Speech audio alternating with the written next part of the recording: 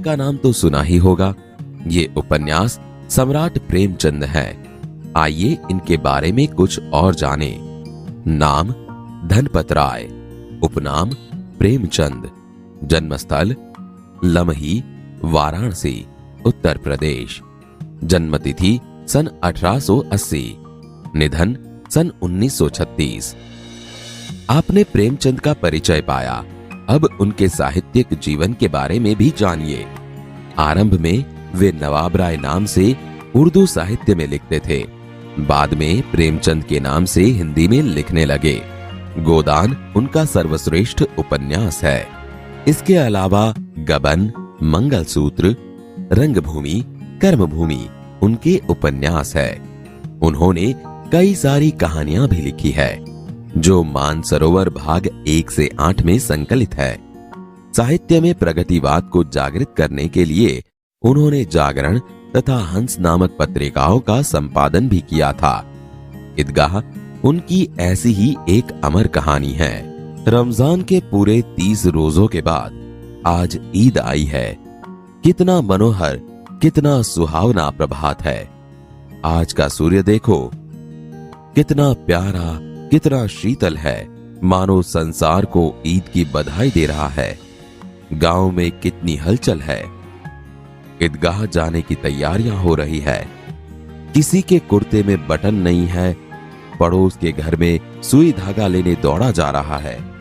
किसी के जूते कड़े हो गए हैं, उनमें तेल डालने के लिए तेली के पास भागा जाता है। जल्दी जल्दी बैलों को सानी पानी दे दे। ईदगाह से लौटते लौटते दोपहर हो जाएगी। 3 कोस का पैदल रास्ता, फिर सैकड़ों आदमियों से मिलना भेंटना। दोपहर के पहले लौटना असंभव है। लड़के सबसे ज्यादा प्रसन्न है। किसी ने 1 रोजा रखा है, वह भी दोपहर तक, किसी ने वह भी नहीं। लेकिन ईदगाह जाने की खुशी उनके हिस्से की चीज है। रोजे बड़े बूढ़ों के लिए होंगे, इनके लिए तो ईद है। रोज ईद का नाम रटते थे, आज वह आ गई। अब जल्दी पड़ी है कि लोग ईदगाह क्यों नहीं चलते। उनकी अपनी जेबों में तो कुबेर का धन भरा हुआ है। बार बार जेब में से अपना खजाना निकाल कर गिनते हैं और खुश होकर फिर रख देते हैं। महमूद गिनता है 1, 2, 10, 12। उसके पास 12 पैसे हैं। मोहसिन के पास 1, 2, 8, 9, 15 पैसे हैं। इन्हीं अनगिनत पैसों से अनगिनत चीजें लाएंगे, खिलौना, मिठाइयां, गेंद और जाने क्या क्या। और सबसे ज्यादा प्रसन्न है हामिद, गरीब सूरत, दुबला पतला लड़का जिसका बाप गत वर्ष हैजे की भेंट हो गया। फिर एक दिन मां भी मर गई। अब हामिद अपनी बूढ़ी दादी अमीना की गोद में है और उतना ही प्रसन्न है। हामिद के पांव में जूते नहीं है, सिर पर एक पुरानी टोपी है जिसका गोटा काला पड़ गया है, फिर भी वह प्रसन्न है। अभागिन अमीना अपनी कोठरी में बैठी रो रही है।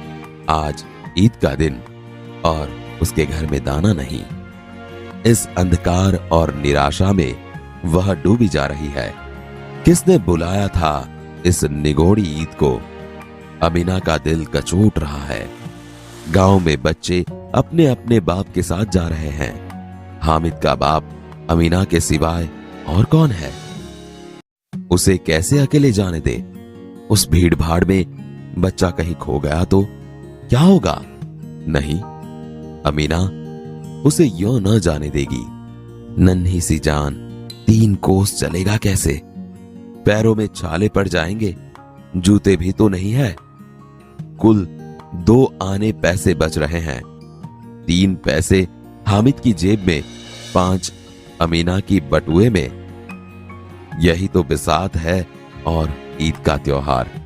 अल्लाह ही बेड़ा पार लगाए। तुम डरना नहीं अम्मा, मैं सबसे पहले आऊंगा। गांव से मेला चला और बच्चों के साथ हामिद भी जा रहा था। कभी दौड़कर आगे निकल जाता, फिर किसी पेड़ के नीचे खड़े होकर साथ वालों का इंतजार करता। हामिद के पैरों में तो जैसे पर लग गए हैं। वह कभी थक सकता था, बड़ी इमारतें आने लगी। यह अदालत है, यह कॉलेज है, यह कलाघर है। आगे चले। हलवाइयों की दुकानें शुरू हुई। आज खूब सजी हुई थी। इतनी मिठाइयां कौन खाता है? देखो ना, एक एक दुकान पर मनो होंगी। सहसा ईदगाह नजर आई। इमली के घने वृक्षों की छाया है। नीचे पक्का फर्श है, उस पर जाजिम बिछी हुई है। रोजेदारों की पंक्तियां एक के पीछे एक न जाने कहां तक चली गई हैं। यहां कोई धन और पद नहीं देखता। इन ग्रामीणों ने भी वजू किया और पिछली पंक्ति में खड़े हो गए। कितना सुंदर संचालन है, कितनी सुंदर व्यवस्था। हजारों सिर एक साथ सिजदे में झुके जाते हैं, फिर सब एक साथ खड़े हो जाते हैं। मानो भ्रातृत्व का एक सूत्र समस्त आत्माओं को एक कड़ी में पिरोए हुए हैं। नमाज खत्म हो गई। लोग आपस में गले मिल रहे हैं। अब मिठाइयां और खिलौनों की दुकानों पर धावा होता है। ग्रामीणों का यह दल इस विषय में बालकों से कम उत्साही नहीं है। यह देखो, हिंडोला है, 1 पैसा देकर चढ़ जाओ। कभी आसमान पर जाते हुए मालूम होता है, कभी जमीन पर गिरते हुए। यह चरखी है। लकड़ी के हाथी, घोड़े और ऊंट छड़ों से लटके हुए हैं। 1 पैसा देकर बैठ जाओ और 25 चक्करों का मजा लो। महमूद, मोहसिन, नूरे और सम्मी इन घोड़ों पर बैठते हैं। हामिद दूर खड़ा है। 3 पैसे तो उसके पास हैं। अपने कोष का 1/3 जरा सा चक्कर खाने के लिए नहीं दे सकता। सब चरखियों से उतरते हैं। खिलौने लेंगे। इधर दुकानों की कतार लगी हुई है। तरह तरह के खिलौने हैं। सिपाही और गुजरिया, राजा और वकील, बिश्ती और धोबिन। वाह, लगता है अब बोलना ही चाहते हैं। महमूद सिपाही लेता है, खाकी वर्दी और लाल पगड़ी वाला, कंधे पर बंदूक रखे हुए। मालूम होता है अभी कवायद किए चला आ रहा है। मोहसिन को भिश्ती पसंद आया। कमर झुकी हुई, ऊपर मशक रखे हुए हैं। मशक का मुंह एक हाथ से पकड़े हुए है। कितना प्रसन्न है, शायद कोई गीत गा रहा है। बस मशक से पानी उड़ेलना ही चाहता है। नूरे को वकील से प्रेम है। काला चौगा, नीचे सफेद अचकन, अचकन के सामने की जेब में घड़ी, सुनहरी जंजीर, एक हाथ में कानून का पोथा लिए हुए। मालूम होता है अभी किसी अदालत से जिरह या बहस के लिए चले आ रहे हैं। ये सब 2-2 पैसों के खिलौने हैं। हामिद के पास कुल 3 पैसे हैं।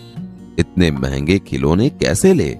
खिलौना कहीं हाथ से छूट पड़े तो चूर चूर हो जाए, जरा पानी पड़े तो सारा रंग धुल जाए।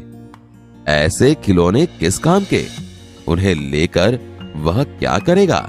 खिलौनों के बाद मिठाइयां आती है। किसी ने रेवड़ियां ली है, किसी ने गुलाब जामुन, किसी ने सोहन हलवा। मजे से खा रहे हैं। हामिद बिरादरी से पृथक है। अभागे के पास 3 पैसे हैं, क्यों नहीं कुछ लेकर खाता? ललचाई आंखों से मिठाइयों के बाद कुछ दुकानें लोहे की चीजों की हैं, कुछ गिलट और कुछ नकली गहनों की।